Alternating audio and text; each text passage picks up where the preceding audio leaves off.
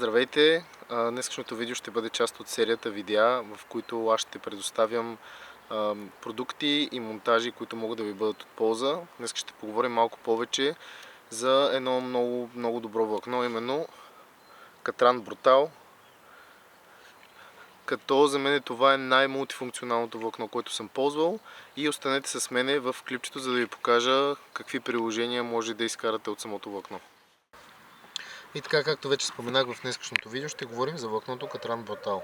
Като в това видео ще ви покажа малко повече за моделите 0.55 и 0.67, като моделът има също така и модели 0.45 и 0.50.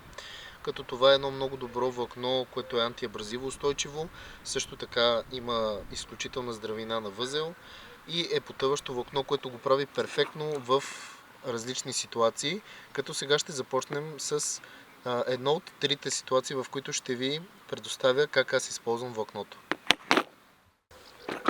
И така, първата ситуация, която ще покрием, ще използвам в случая 0.55 влакното, като първата ситуация ще бъде като вид монтаж. Той ще ми бъде така наречената бум секция на моят монтаж и аз обичам да го използвам като рон и риг монтажи. Така, тук ще отрежа някъде около 22-23 см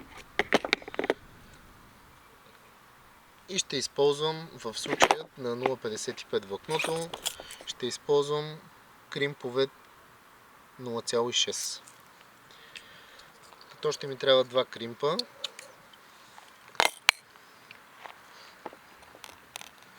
Като прекарваме кримпа от едната страна, само че така малко трудно ще ми на камера, и го връщаме обратно от другата страна. Като влакното е доста меко, но също така достатъчно твърдо, за да обере всякакви оплитащи свойства, които са възможни при замятане. Както виждате тук, прекарвам го през кримпа, затягам и вече имам единият край на нашия монтаж. Изрязваме. Ето така. Сега ще взема от кутийката една бърза връзка, която използвам за така наречените рон и риг монтажи.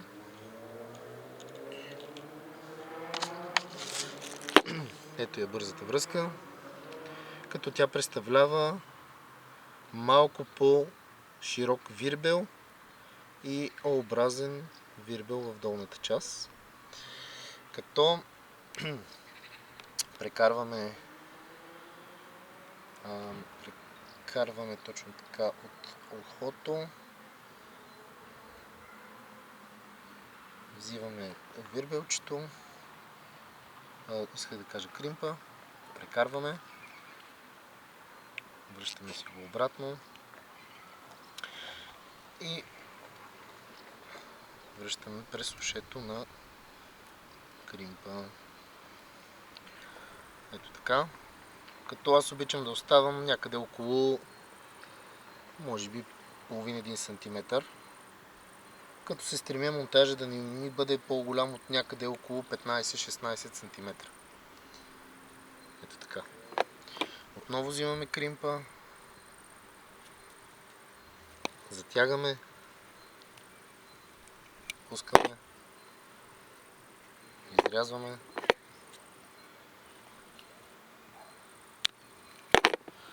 и ето това представлява нашата така наречена бум секция или повод,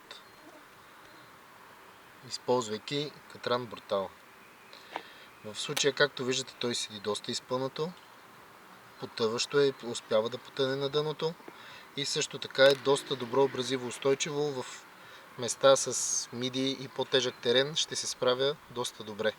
Като за мен това е монтажът, когато винаги отработя от ръка и на по-големи дистанции лова с попъпи. Даже ако следвате канала, най-голямата риба, която успях да хвана от предишните ми клипове, която ми е на язовир Звъничево, успях да го хвана точно на този монтаж, с същия повод, същата дължина. И в случая сега ще ви покажа И каква кука използвам в случая? Куката е на LCA FF02. Изкарвам си една кука. Ще си взема един шлаух, който да го срежа.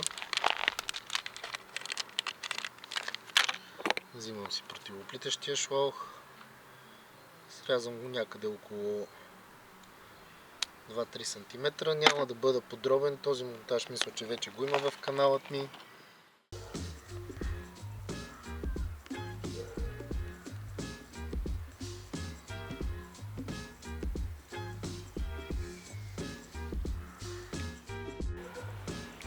И така, това беше първото приложение на Катран Брутала, като успяхме да направим един перфектен поп-ъп монтаж, като много добра абразива устойчивост на протриване и също така много добра сила на кримване, защото продуктът, освен че има много добра сила на възел, също така съм го пробвал и има изключително добри показатели, когато се кримва.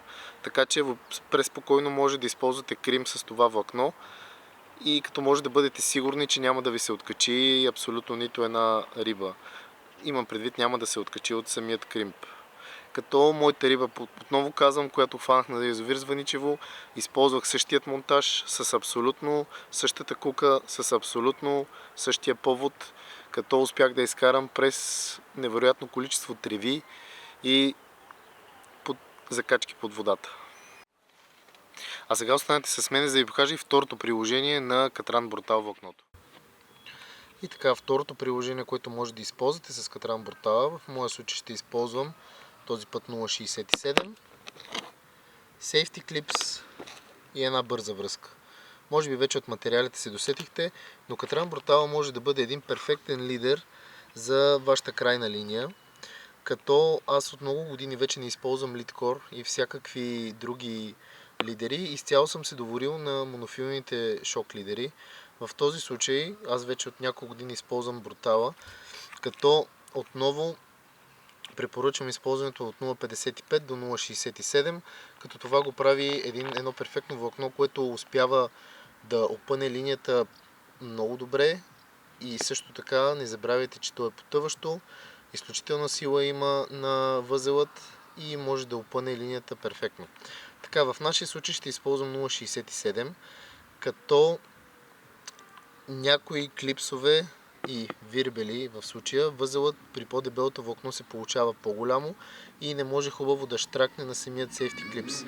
В моя случай аз нямам проблеми с 0,67, но в повечето риболови аз използвам 0,55. Просто за клипа в момента ще направя с 0,67, за да видите, че няма да има и абсолютно никакъв проблем.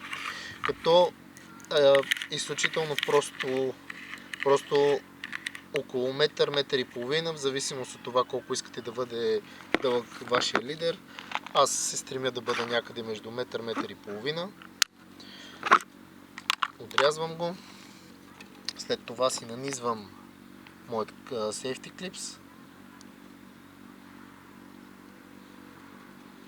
Ето така. Взимам нашия вирбел. Промушвам го. Правя един прост възел, като дори два пъти е достатъчно да премине през ушенцето. И сега ще сложим малко плюнка и ще затегнем.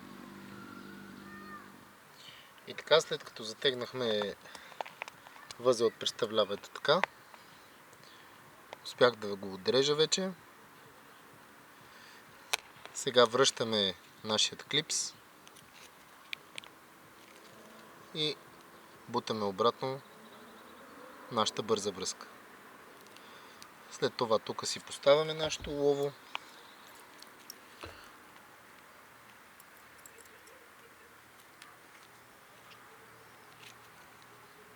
Тук отново ще сложа малко плюнка, за да може по-лесно да влезне. И това представлява нашия Safety Clips монтаж, като можем дори да сложим направеният монтаж преди малко с поп-ъпа на абсолютно същата линия, която е с катран брутала в този край. Просто си правя един възел осморка, така наречен възел осморка. Отново ще сложа малко плюнка, за да хване още по-добре. Затягаме. И това представлява и възела осморка от другия край. Като аз предпочитам този възел да го вържа към моята основна линия или към плетен шок лидер, зависимост от това как ловя. А и много пъти лидерът го връзвам и директно към основната линия, като и в двата случая няма да има абсолютно никакъв проблем. Тук отрязвам ненужното. Така. И това представлява и нашият лидер. В случая като използваме катран брутал. Така, това беше втората разновидност на катран брутал, в която може да го използвате като ваш лидер на крайната линия. Сега на трето място, но разбира се не по важност, ще ви покажа неговата устойчивост и неговата основна функция, за която е самото влакно, а именно като снак лидер. И така, в третото и последно приложение на катран брутал ще ви покажа и неговата устойчивост и неговата така основна работа, която е това да бъде снак лидер. Като тук разполагаме с едно доста така масивно парче камък. И сега ще ви покажа за какво става въпрос.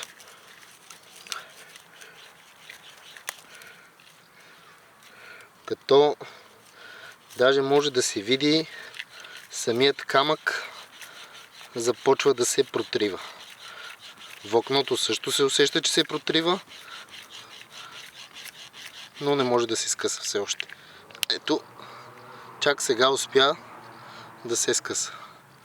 Може да погледнете и за какво става въпрос на камъка.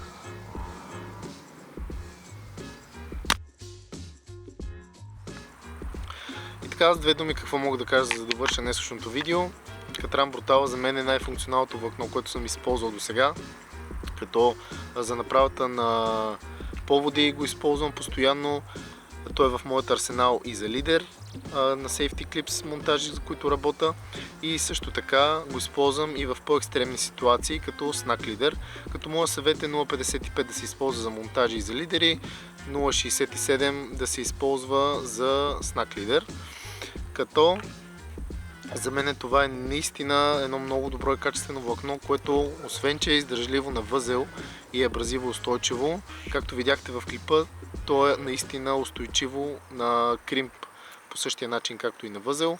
Може преспокойно да го използвате с кримпове 0.6 за 0.55 влакното, като наистина аз го използвам доста години, вече четвърта година или трета го използвам подред и наистина никога не съм имал нито един отворен кримп. Перфектно си свършва работата и за мен е едно много качествено влакно, което постоянно е в моята чанта с шаранджийски принадлежности. Така, не забравяйте да се абонирате за канала. Наистина надявам се тези видеа да ви харесват, като ще започна да правя малко по-често от тях. А ако искате да закупите дадените влакна, може да намерите в описанието на клипа, къде може да ги закупите. И се надявам клипчето да ви е харесало. Абонирайте се и до нови срещи! Ако клипчето ви е харесало, не забравяйте да посетите каналът на Carventurer, където всеки месец качваме поне 2 видеа на тематика лов на шаран. Също така не забравяйте да се абонирате за канала и да се присъедините към нашето семейство с Join бутона.